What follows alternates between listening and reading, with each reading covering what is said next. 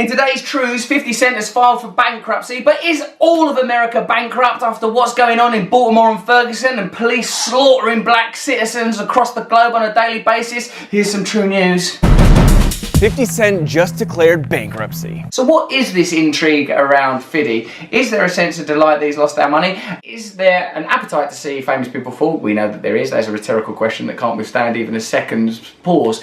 And what is the relationship between hip-hop stars like 50 and the sort of mad civil war that's going on against America's black population in Baltimore and Ferguson? So here's the backstory. Basically, Rick Ross's baby mama had sued 50 Cent, saying that he intentionally leaked her sex tape online just to embarrass Rick Ross.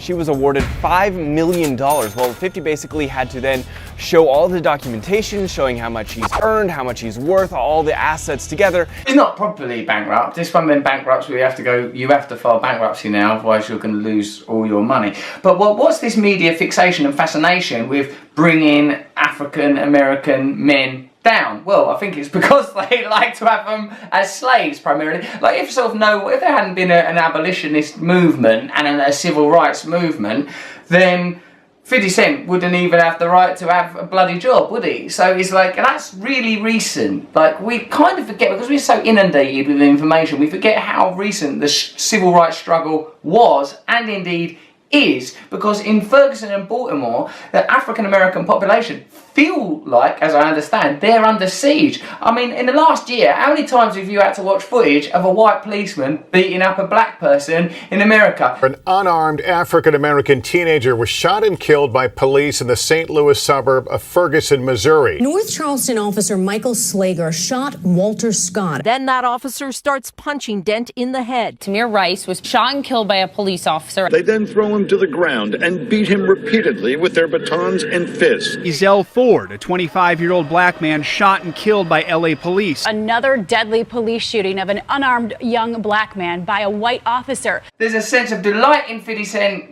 filing for bankruptcy, a sense of indifference to black people being shot by their own police force, and a sense of tolerance of a rising civil war where a police force is being turned into an army and turned on its own citizens. 50's assets are worth anywhere between $10 to $50 million.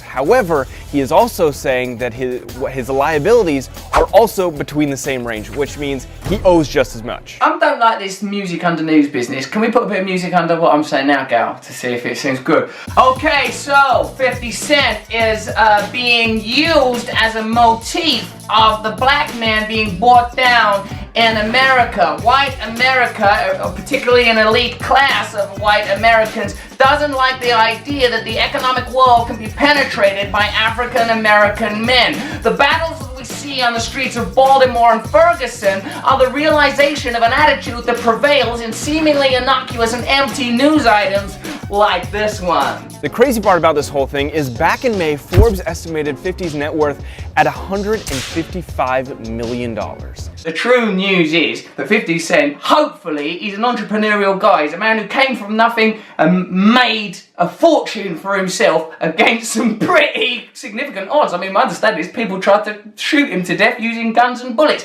and the guy came back to make a fortune. So even if he's bankrupt at this moment, I'm sure 50 Cent will rise again. And what is more important and more significant and cause for more optimism and focus is, will the people of Baltimore and Ferguson and all of the poor people of America come together in the face of their potent foe in the form of the establishment and their police force henchmen who need to be brought back on side with the American people? Protect and serve. That's what they say. That's some true news. Subscribe here. Become a part of the army. Come see the True World Order tour.